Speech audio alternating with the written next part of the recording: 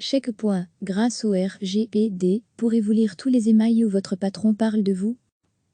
Mounir Majoubi, secrétaire d'État en charge du numérique, présente sa vision du RGPD. Le 25 mai prochain, un nouveau règlement européen entre en vigueur pour mieux protéger les données des citoyens européens. Parmi les buts affichés du Règlement général pour la protection des données, RGPD, généraliser le droit d'accès aux données personnelles. Grâce à ce règlement, vous allez pouvoir reprendre en main vos données, déclare Mounir Majoubi, secrétaire d'État français en charge du numérique. Vos données qui sont aujourd'hui stockées chez des fournisseurs en ligne, des sites en ligne, toutes ces données vous allez pouvoir leur demander de vous les envoyer. Plus grand que à lire aussi, le Règlement général de protection des données, sera-t-il prêt et efficace le 25 mai 2018? Mounir Majoubi a raison. Le droit d'accès figure à l'article 15 du Règlement général sur la protection des données personnelles, RGPD, dont le texte complet est à retrouver à la fin de cet article. Cela n'est pas nouveau pour autant. En Belgique et en France par exemple, le droit d'accès existe depuis plusieurs années. Mais, pendant que Facebook ou Google permettent déjà de télécharger une archive, d'autres entreprises ont encore beaucoup de chemin à faire en la matière. Qu'entend-on par données personnelles? En résumé, il s'agit de toutes les informations liées à une personne physique. Nom, adresse, numéro de téléphone, adresse e-mail, mais à quoi ça sert de télécharger ces données personnelles? D'abord pour être conscient de ce qu'on partage sur les réseaux sociaux par exemple. Le scandale Cambridge Analytica a eu l'effet d'un électrochoc. Pour ceux qui en douteraient encore, Facebook conserve tout, photos, vidéos, statuts, position géographique, numéro de téléphone, conversation. Le RGPD n'y changera pas grand-chose. Les géants du net continueront à utiliser vos données à des fins marketing tant que vous accepterez leurs conditions d'utilisation. Dans le cas de Facebook, le site Mashable note d'ailleurs que le réseau fait le service minimum sur la protection des données. L'autre avantage, c'est la portabilité des données. Selon Mounir Majoubi, avec le RGPD, vous pourrez demander à ces plateformes de vous donner vos données que vous pourrez télécharger. Et elles seront interopérables. Ça veut dire qu'elles seront dans un format qui pourrait être réutilisé par une autre entreprise. Là aussi, le secrétaire d'État dit vrai. Cette mesure, dont la mise en œuvre reste encore floue, figure à l'article 20 du règlement. Plus grand que à lire aussi, voici comment voir tout ce que Google sait sur vous et paramétrer votre profil. Quant à la protection des données en elle-même, là aussi le RGPD n'apporte rien de fondamentalement neuf. Il s'agit plutôt d'une piqûre de rappel, comme l'explique Élise de Grave, spécialiste du droit des nouvelles technologies et chargée de cours à l'université de Namur. Interrogée en avril dernier sur la première, elle ajoute qu'en Belgique, on a une loi qui encadre la protection des données depuis 1992. On avait même commencé plus tôt à l'occasion de la création du registre national en 1983. Au niveau européen aussi, une directive de 1995 fixait certaines lignes de conduite. Mais les GAFA, acronymes désignant Google, Amazon, Facebook et Apple, ont depuis imposé un pouvoir presque sans limite. D'où cette nécessité, affirme Élise de Grave, de créer une culture de la protection des données. Et pour convaincre les entreprises, rien de tel que l'argument du portefeuille. Le RGPD prévoit, dans son article 83, des amendes pour ceux qui ne respectent pas les règles. Le non-respect d'une injonction émise par l'autorité de contrôle fait l'objet d'amendes administratives pouvant s'élever jusqu'à 20 millions d'euros ou, dans le cas d'une entreprise, jusqu'à 4% du chiffre d'affaires annuel mondial total de l'exercice précédent, le montant le plus élevé étant retenu. Quelle forme prendra cette autorité de contrôle évoquée dans l'article 83 du RGPD? En Belgique, il y avait déjà une commission de protection de la vie privée. Mais son rôle était limité, ce qui en faisait une sorte de chien de garde, qui n'avait pas de dents, selon les termes d'Élise de Grave. Une loi a été votée fin décembre 2017 pour créer cette nouvelle autorité. Mais il y a peu de chances qu'elle soit sur pied le 25 mai pour effectuer pleinement ses missions de surveillance et de sanction. L'idée d'avoir accès à ces données personnelles détenues par une entreprise peut faire rêver. Pourra-t-on tout obtenir ? C'est en tout cas ce qu'affirme le Guardian dans un article publié en avril 2018. Grâce à la nouvelle loi européenne, il sera facile de savoir ce que votre patron a dit de vous, titre le quotidien britannique. Et d'ajouter, si un employé en fait la demande, son employeur aura 30 jours pour récolter une archive de toutes les informations conservées sur cette personne. En ce compris, tous les emails où il est question du travailleur. L'idée peut surprendre. Ce droit d'accès ne rentrerait-il pas en conflit avec d'autres droits? Si ces émails ont un lien avec vos performances au travail, ils devraient être inclus dans une archive, maintient la journaliste du Guardian que nous avons contactée. Si l'email est à propos de l'employé, alors oui, il entre dans le faisceau du SAR, Subject Access Request, le nom donné à la demande d'accès aux données personnelles en anglais, NDLR, ajoute sur Twitter l'une des expertes interrogées par le journal. Celle-ci note cependant que des exceptions peuvent s'appliquer. L'ICO, l'organisme britannique qui informe les citoyens sur la protection des données, évoque brièvement ce droit d'accès aux émails dans un document de 2017, voire capture d'écran. If I related to your performance at work then I should be included, according to several people interviewed including @Missy soulignement Jack @Witoutfir @Carveljack. Le droit d'accès n'est pas illimité. Interrogé à ce sujet, des spécialistes du droit restent sceptiques sur l'affirmation faite par le Guardian.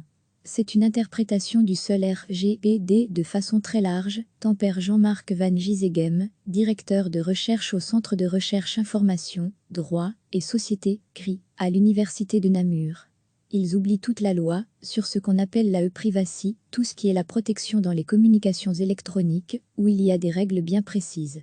En d'autres termes, le RGPD doit toujours être analysé au regard de lois particulières. Il faudra aussi voir la loi cadre belge, qu'on n'a pas encore, qui mettra probablement aussi d'autres exceptions. Plus grand que à lire aussi, votre patron peut-il contrôler votre messagerie électronique? La Commission de la protection de la vie privée est du même avis, CEVE. Il est important de souligner que le droit d'accès n'est pas illimité. Lors de l'exercice du droit d'accès, il devra également être tenu compte d'autres obligations telles que la confidentialité des communications passées par la voie des télécommunications, la sécurité nationale et publique, nous détaille la CEVE. Sans oublier que le RGPD prévoit des limitations au droit d'accès dans son article 23. Selon la CEVE, le cas ne s'est pas encore présenté en Belgique. Aucun employé n'a jusqu'ici exigé de copie des émails rédigés par un employeur ou un collègue à son sujet au nom de l'accès aux données personnelles. Nous supposons que, lorsque le cas se présentera, et si cela passe devant un juge, le juge donnera sa propre interprétation, et peut-être plus de clarification à ce sujet, conclut la commission. C'est bien le but du RGPD, fixer des limites au stockage et au traitement des données personnelles. Un objectif louable, mais titanesque dans un monde où accepter des conditions d'utilisation se fait en un clic de souris. Mais la date butoir du 25 mai ne signifie pas que tout va changer du jour au lendemain. Il faudra du temps pour que les entreprises, y compris les plus petites, s'adaptent à la législation. Une enquête menée fin février par Digital Wallonia a ainsi montré qu'une entreprise wallonne sur deux n'était pas au courant de l'arrivée imminente du RGPD. 57% des entreprises wallonnes affirment qu'elles ne traitent pas de données à caractère personnel, expliquait récemment Hélène Raymond, experte chez Digital Wallonia, sur les ondes de la première. C'est interpellant parce que, de cette ignorance, pourrait naître une idée fausse, comme quoi elles ne sont pas concernées par le RGPD.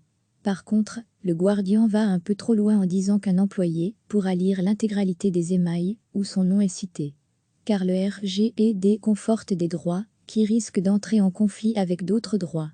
Parmi ceux-ci, le secret de la correspondance ou la confidentialité des communications. Dans le cadre de l'émission Europe Hebdo diffusée chaque dimanche à 23h25 sur la 3, la RTBF vous propose une séquence de fact-checking, autrement dit, de vérification par les faits, en partenariat avec les chaînes françaises LCP et Public Sénat, et avec le soutien du Parlement européen. Chaque semaine, une déclaration ou une idée reçue passera l'épreuve du checkpoint. Pour retrouver tous les épisodes de Checkpoint, cliquez ici. Dans l'Union européenne, les règlements sont des actes législatifs contraignants. Les États membres sont obligés de les mettre en œuvre, à la différence des directives qui fixent des objectifs à tous les pays de l'UE, rappelle le site officiel de l'Union. Nul recevez chaque matin l'essentiel de l'actualité. Le 25 mai prochain, un nouveau règlement européen entre en vigueur pour mieux protéger les données des citoyens européens. Parmi les buts affichés du Règlement général pour la protection des données, RGPD, 2. Généraliser le droit d'accès aux données personnelles. Grâce à ce règlement, vous allez pouvoir reprendre en main vos données, déclare Mounir Majoubi, secrétaire d'État français en charge du numérique. Vos données qui sont aujourd'hui stockées chez des fournisseurs en ligne, des sites en ligne, toutes ces données vous allez pouvoir leur demander de vous les envoyer. plus grand que plus grand que plus grand que à lire aussi, le Règlement général de protection des données sera-t-il prêt et efficace le 25 mai 2018? Mounir Majoubi a raison. Le droit d'accès figure à l'article 15 du Règlement général sur la protection des données personnelles, RGPD, dont le texte complet est à retrouver à la fin de cet article. Cela n'est pas nouveau pour autant. En Belgique et en France par exemple, le droit d'accès existe depuis plusieurs années. Mais, pendant que Facebook ou Google permettent déjà de télécharger une archive, d'autres entreprises ont encore beaucoup de chemin à faire en la matière. Mounir Majoubi, secrétaire d'État en charge du numérique, présente sa vision du RGPD. Qu'entend-on par données personnelles? En résumé, il s'agit de toutes les informations liées à une personne physique. Nom, adresse, numéro de téléphone, adresse e-mail, mais à quoi ça sert de télécharger ces données personnelles? D'abord pour être conscient de ce qu'on partage sur les réseaux sociaux par exemple. Le scandale Cambridge Analytica a eu l'effet d'un électrochoc.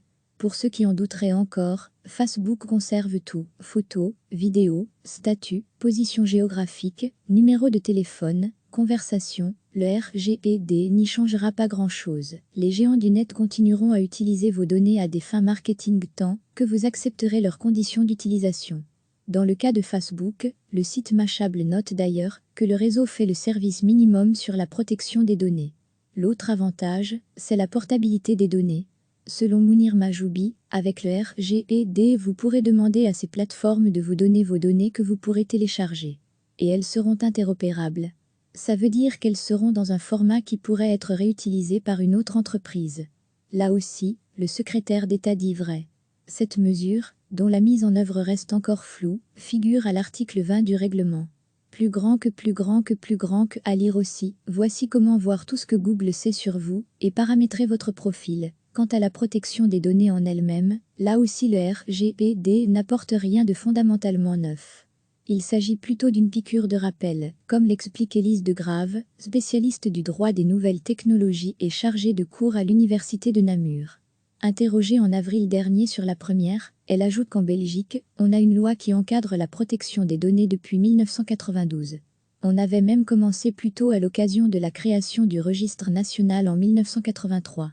Au niveau européen aussi, une directive de 1995 fixait certaines lignes de conduite. Mais les GAFA, acronymes désignant Google, Amazon, Facebook et Apple, ont depuis imposé un pouvoir presque sans limite. D'où cette nécessité, affirme Élise de Grave, de créer une culture de la protection des données. Et pour convaincre les entreprises, rien de tel que l'argument du portefeuille. Le RGPD prévoit, dans son article 83, des amendes pour ceux qui ne respectent pas les règles. Le non-respect d'une injonction émise par l'autorité de contrôle fait l'objet d'amendes administratives pouvant s'élever jusqu'à 20 millions d'euros ou, dans le cas d'une entreprise, jusqu'à 4% du chiffre d'affaires annuel mondial total de l'exercice précédent, le montant le plus élevé étant retenu. Quelle forme prendra cette autorité de contrôle évoquée dans l'article 83 du RGPD? En Belgique, il y avait déjà une commission de protection de la vie privée. Mais son rôle était limité, ce qui en faisait une sorte de chien de garde, qui n'avait pas de dents, selon les termes d'Élise de Grave. Une loi a été votée fin décembre 2017 pour créer cette nouvelle autorité. Mais il y a peu de chances qu'elle soit sur pied le 25 mai pour effectuer pleinement ses missions de surveillance et de sanction. L'idée d'avoir accès à ces données personnelles détenues par une entreprise peut faire rêver. Pourra-t-on tout obtenir ? C'est en tout cas ce qu'affirme Le Guardian dans un article publié en avril 2018. Grâce à la nouvelle loi européenne, il sera facile de savoir ce que votre patron a dit de vous, titre le quotidien britannique. Et d'ajouter, si un employé en fait la demande, son employeur aura 30 jours pour récolter une archive de toutes les informations conservées sur cette personne. En ce compris, tous les emails où il est question du travailleur. L'idée peut surprendre. Ce droit d'accès ne rentrerait-il pas en conflit avec d'autres droits? Si ces emails ont un lien avec vos performances au travail, ils devraient être inclus dans une archive, maintient la journaliste du Guardian que nous avons contactée. Si l'email est à propos de l'employé, alors oui, il entre dans le faisceau du SAR, Subject Access Request, le nom donné à la demande d'accès aux données personnelles en anglais, NDLR, ajoute sur Twitter l'une des expertes interrogées par le journal. Celle-ci note cependant que des exceptions peuvent s'appliquer. L'ICO, l'organisme britannique qui informe les citoyens sur la protection des données, évoque brièvement ce droit d'accès aux emails dans un document de 2017, voire capture d'écran. Ici related to your performance à work dans should be included, according to several people interviewed including Missy soulignement Jack @sweetutfir @carveljak. If related to your performance à work dans should be included, according to several people interviewed including Missy soulignement Jack @sweetutfir @carveljak.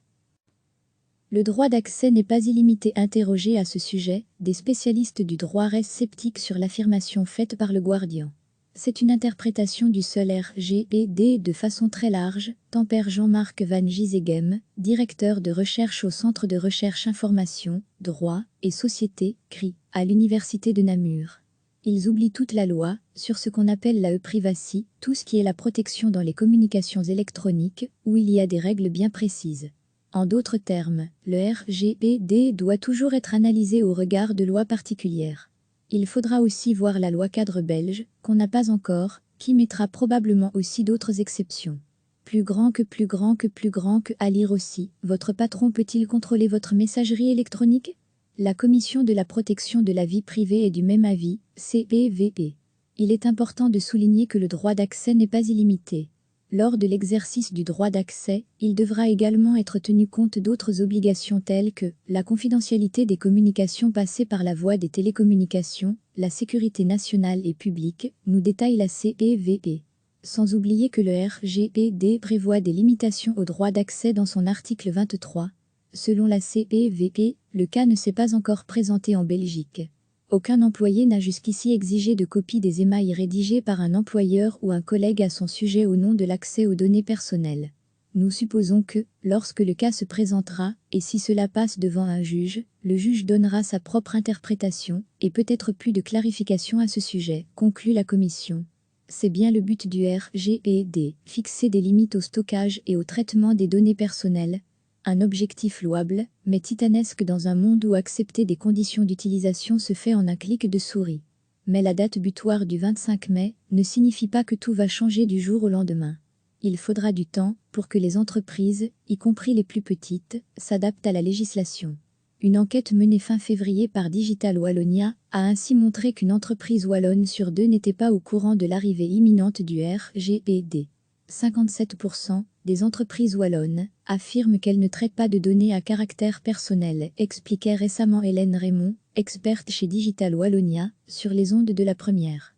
C'est interpellant parce que, de cette ignorance, pourrait naître une idée fausse, comme quoi elles ne sont pas concernées par le RGPD. Par contre, le Guardian va un peu trop loin en disant qu'un employé pourra lire l'intégralité des emails où son nom est cité. Car le RGPD conforte des droits qui risquent d'entrer en conflit avec d'autres droits. Parmi ceux-ci, le secret de la correspondance ou la confidentialité des communications. Dans le cadre de l'émission Europe Hebdo diffusée chaque dimanche à 23h25 sur la 3, la RTBF vous propose une séquence de fact-checking, autrement dit, de vérification par les faits, en partenariat avec les chaînes françaises LCP et Public Sénat, et avec le soutien du Parlement européen. Chaque semaine, une déclaration ou une idée reçue passera l'épreuve du checkpoint. Pour retrouver tous les épisodes de Checkpoint, cliquez ici. Retrouvez ci-dessous le règlement général sur la protection des données, RGPD. En intégralité dans l'Union européenne, les règlements sont des actes législatifs contraignants. Les États membres sont obligés de les mettre en œuvre, à la différence des directives, qui fixent des objectifs à tous les pays de l'UE, rappelle le site officiel de l'Union. Nul.